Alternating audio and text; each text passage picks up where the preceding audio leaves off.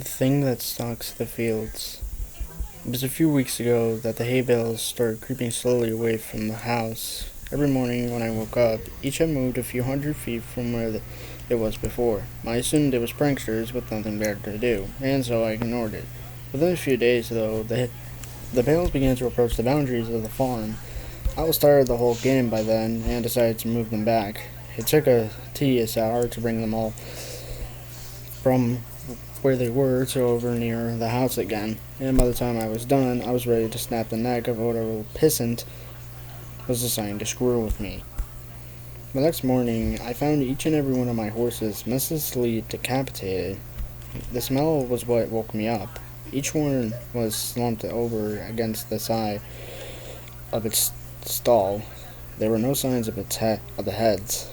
I spent the rest of the day cleaning up the mess and burying the remains. It was only when I was done that I noticed the bales of hay had all returned to their positions from the day before, scattered far out into the fields. This time I left them where they were. That night I sat on my porch with my shotgun in hand and a pot of coffee on the table beside me. I sat for hours, straining my eyes into the fields to catch a glimpse of who was moving my hay bales. Finally, I was beginning to nod off. I would have, but just as my eyes began to close, I heard a clamor and a rustling of trees from the nearby woods. I leaned forward, my heart racing with excitement. I was going to catch the bastard. I fumbled with my gun and fidgeted in my seat, waiting anxiously for whoever it was to get close enough to ambush. It was only when the thing got close enough for me to make out its silhouette in the dark that I was frozen still.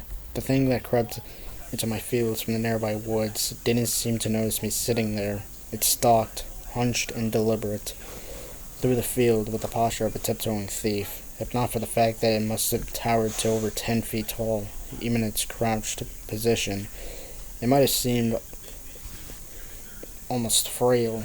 The thinness of its arms and legs, and the emaciated, caved-in quality of its chest, reminded me of a starving animal. Still, this thing was undeniably strong, and I watched it hoist each bale up into its arms with ease and set it down carefully a while away, taking only a few strides to cover the distance. I watched it work, moving each bale thoughtfully.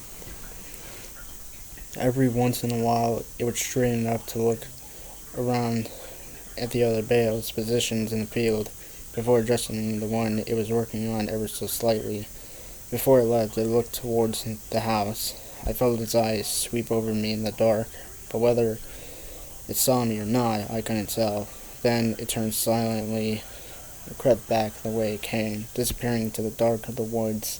It took me an hour before I had the courage to move it all. I went inside after a while, but didn't sleep that night. It was only when the sun rose that I dared step off my porch into the fields. The hay bales were where it left them. Strangely, it didn't move them as far as it had in the previous days. They were approaching something invisible in the fields, and as I looked at them, I realized that they seemed to be marking some line.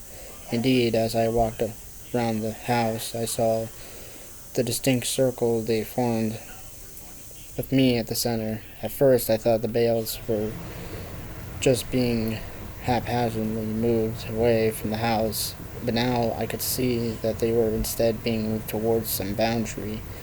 The thing was sending me a message. I slept uneasily that night, and only because I was exhausted. The next morning, the bales hadn't moved at all. They didn't move at all for the rest of that week, in fact.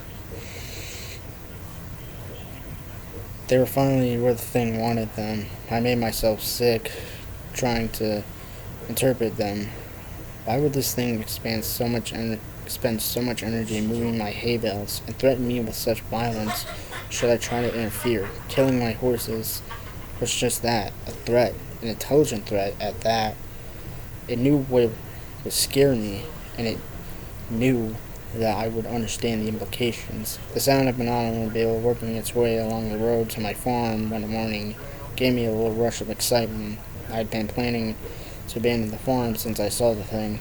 but I couldn't help to leave on foot without risking it treating me like it treated my horses. But if I could get to the car with whoever was coming my way, I might be able to escape it before it could stop me.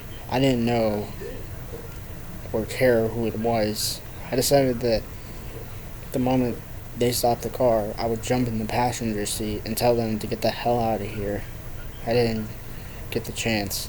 The car worked its way slowly along the road, trundling across the uneven ground. I urged it silently to hurry.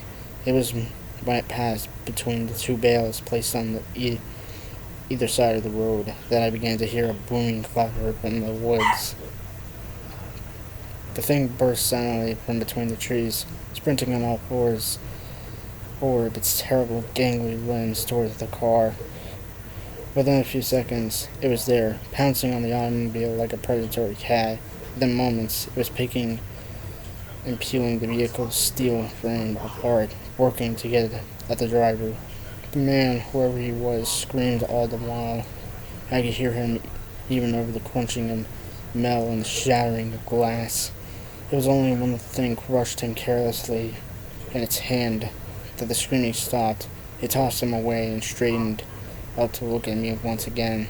In the sunlight, I could see the inhumanity of it. It was composed entirely of something awful and alive, which was lashed together in a messy semblance of a human form. Whatever it was made of looked so polished and hard that if it weren't for the minute writhing of the stuff, I'd think it was made of granite. The thing retreated back into the woods, and I was left to my shock. My eyes wandered to where the car sat, the engine still sputtering, between the two of the hay bales. Suddenly, I understood. The message was clear. I am this thing's captive, and I am not allowed visitors. Nothing may cross the borders it has set. I'm trapped here by the thing that stalks the fields, and it demands nothing except that I never leave. Still, I don't know if I can handle being that thing's canary. I've been thinking hard for the last few days since I saw it crush that man's chest and silence him before he could finish his scream. If I had crossed the hay bale border, it'd probably do the same. It'd smash my skull before I could put my hands up to protect myself. It'd go and find a new pet. Probably keep looking until it found someone who could stand it, knowing that it was waiting just outside, watching it at all hours with its shiny insect eyes. I've been thinking hard for the last few days, and I might just make a run for it.